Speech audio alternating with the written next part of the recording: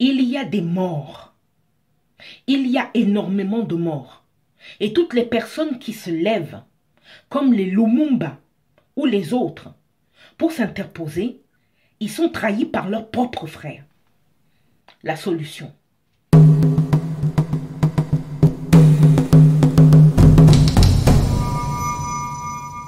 Madame Kaya, maître en art de vivre ancestraux et coach de vie. Il y a quelque chose sur lequel il est important que je m'exprime.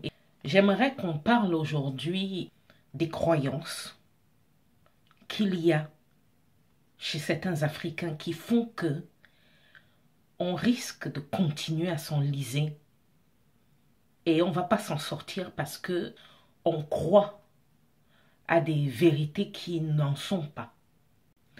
Avant de commencer cette vidéo, j'aimerais adresser un grand merci à tous les Africains qui ont compris que, quelle que soit la guerre qui a à mener, quel que soit ce qu'il faut redresser, il faut commencer par retrouver sa structure spirituelle, sa stabilité spirituelle, physique, émotionnelle et psychologique. Il faut tenir debout soi-même et après, on peut aller gérer d'autres problèmes.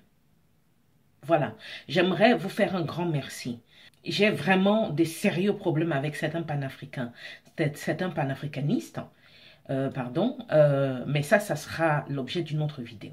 Bon, alors aujourd'hui d'abord du diagnostic, de la situation actuelle, de l'Afrique noire en particulier. Ensuite, on va parler des blessures. On parlera du constat tiré par les Africains eux-mêmes. On va parler de l'ignorance spirituelle. Et puis, on va parler de la solution. On va commencer par le diagnostic. Il se trouve que malgré qu'on refuse de l'accepter, le peuple noir, surtout ceux qui vivent en Afrique, ont une maladie. Et cette maladie, ce serait plus simple de dire que c'est de la sous-estimation, sauf que ce n'est pas uniquement ça. Cette maladie a commencé à gangréner l'intérieur de nous. C'est l'ignorance spirituelle. Voilà la maladie dont nous souffrons. Et la spiritualité que nous pensons être spiritualité n'est rien de plus que des espèces de petites chimères pour continuer à nous faire croire que nous comprenons quoi que ce soit à ce qui se passe. Parce que si c'était le cas, nos réactions reflèteraient ce que nous avons compris. Le diagnostic ici, c'est l'ignorance spirituelle qui découle dans la méconnaissance de soi et dans la méconnaissance des autres. Ce qui déclenche quelque chose de très dramatique qui fait que on prend souvent nos réalités pour des structures qui ne bougent pas, qui ne varient pas. Alors que ce que nous comprenons n'est pas la réalité extérieure. Les blessures, oui. Il se trouve qu'il y a un passif qui explique ça. Le peuple noir a vécu des brimades, a vécu de la méchanceté, a vécu de l'expropriation, a vécu de la destruction de ce qu'ils étaient. Parce qu'aujourd'hui, ce peuple n'est plus le peuple qu'il était. On nous a pris pas mal de choses. Et pour beaucoup, on leur a même pris l'identité d'avoir la peau noire. L'identité d'être des peuples pionniers, créateurs. Ça, ce sont les blessures. Ce qui fait qu'aujourd'hui, la sous-estimation dans laquelle nous sommes est tellement profonde que nous passons notre temps à analyser ce qui nous a été fait de mal. Nous pensons avoir des solutions pour ça. Mais sauf que nous réagissons avec une émotionnalité digne de l'enfantillage. Et ça, c'est triste. Les réalités sont là. Le peuple noir a été détruit dans sa plus grande majorité et détruit à l'intérieur de ce qu'il représente, de ce qu'il est, à l'intérieur de ce que chaque humain a de plus somptueux, de plus fier. C'est vrai. Mais quand on se dit entre nous-mêmes que nous sommes capables de reconstruire, que nous sommes capables de remettre les choses en place, beaucoup de gens qui le disent n'y croient pas fondamentalement. Ils le disent parce que c'est beau à entendre. S'ils y croyaient fondamentalement, les actes suivraient. Et ici, je tiens à remercier ceux qui y croient vraiment et qui travaillent dans cette direction. Le constat. La majorité des Africains disent que l'Occident a mis main basse sur l'Afrique, ses richesses. Il se trouve, pour certains avec des preuves à l'appui, qu'il y a des gouvernements, des gouvernants, des structures qui sont mis en place pour effectuer un contrôle. La monnaie que la majorité des peuples d'Afrique noire utilisent est une monnaie qui est étrangère. Certains dieux, certaines religions que ces peuples respectent, prient tous les jours, sont d'origine étrangère. Et il y a des morts. Il y a énormément de morts. Et toutes les personnes qui se lèvent, comme les Lumumba ou les autres, pour s'interposer, ils sont trahis par leurs propres frères. J'en prends note pour le Rwanda.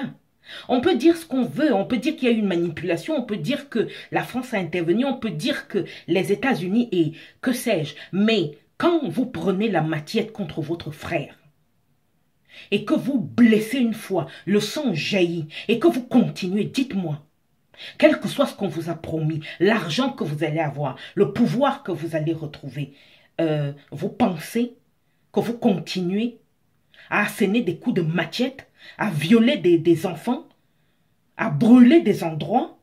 Pourquoi? Parce qu'on vous a promis des choses.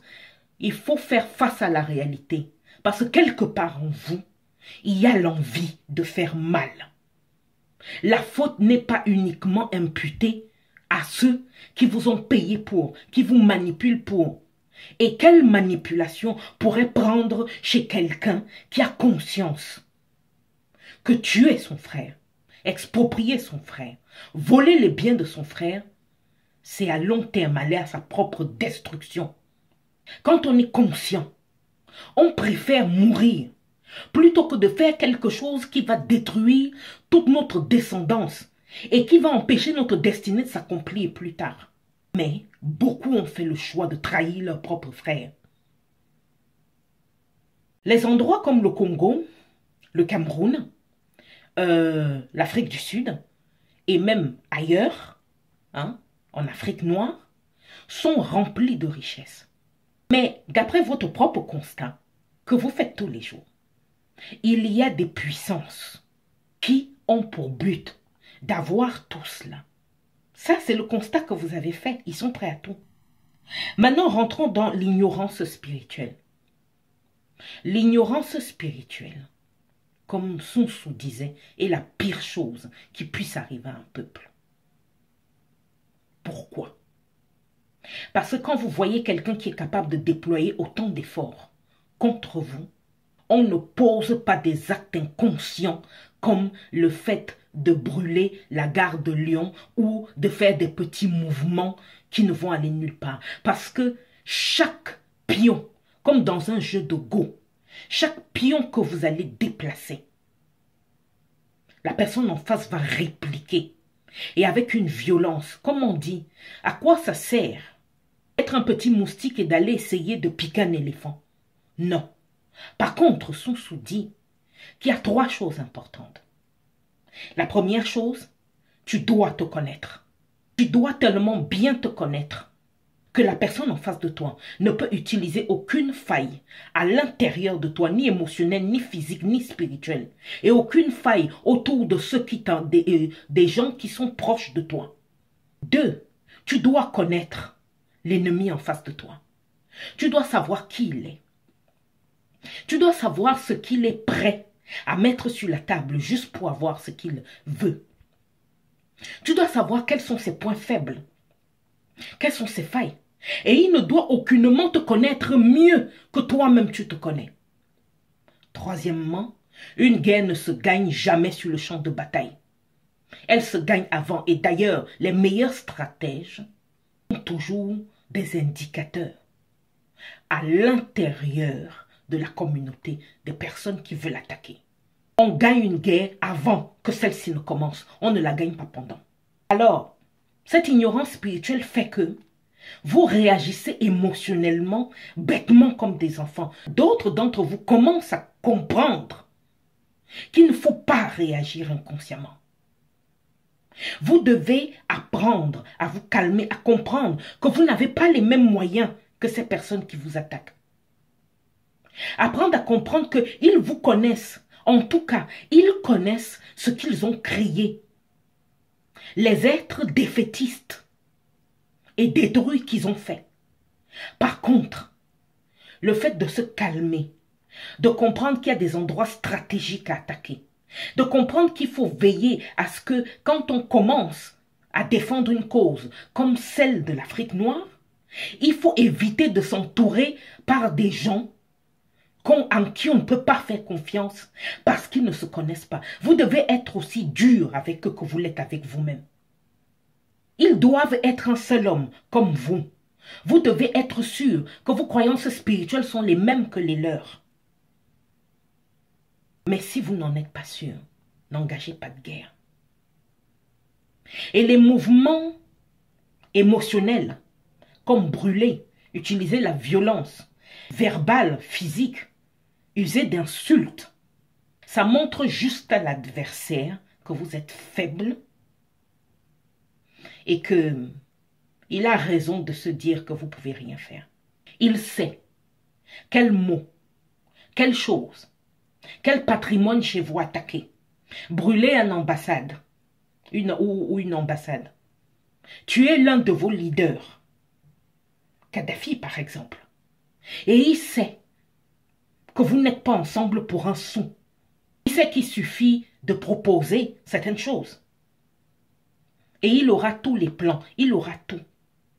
Et comme on le dit dans les lois universelles, si tu ne prépares pas bien les mouvements que tu dois faire contre quelqu'un que tu considères comme étant son ennemi, l'univers lui-même considère que tu as choisi la défaite avant même de commencer. La solution. 1. Arrêtez de parler pour ne rien dire. 2. Mettez en pratique chaque chose que vous dites. 3. Arrêtez de réfléchir avec des émotions primaires et commencez à construire d'abord la personnalité que vous devez avoir. Construisez la personnalité des gens qui sont autour de vous, votre famille, vos amis. Ne laissez l'ennemi avoir le dessus sur aucun d'entre vous, même si ce n'est pas vous. Il est inconcevable qu'ils vous connaissent mieux que vous-même, qu'ils sachent mieux que vous-même, que ce soit eux qu'on appelle quand il y a des problèmes chez vous, que vos frères meurent dans la mer pour aller les retrouver et vous dites que vous êtes en guerre, que vous allez gagner cette guerre contre eux. Je ne suis pas sûre. La solution est simple ici, monsieur. Madame, vous qui m'écoutez, ayez les moyens de votre politique. Maîtrisez vos émotions. Calmez-vous. Observez la personne en face de vous. Apprenez ses mouvements. Comprenez ses mouvements. Et acceptez que parce qu'il est un être humain comme vous, alors, il y a des moyens de le vaincre. Quand vous allez réussir à admettre que cette guerre, vous pouvez la gagner. Quand vous allez prendre le temps pour maîtriser votre spiritualité, rejeter tous ces dieux qui ne sont pas les vôtres. Il n'y a qu'un seul Dieu ici. C'est passer à l'acte en construisant sa propre vie, en maîtrisant son espace, en maîtrisant les gens autour de vous qui se déplacent avec vous et en étant sûr que vous vous connaissez mieux que quiconque ailleurs. Si vous ne maîtrisez pas ça, Arrêtez de gesticuler dans tous les sens. La guerre, vous l'avez déjà perdue parce que chaque mouvement que vous allez faire, ils vont répliquer avec une force qui sera 10, 15 fois plus forte que celle que vous avez mis initialement. Bien.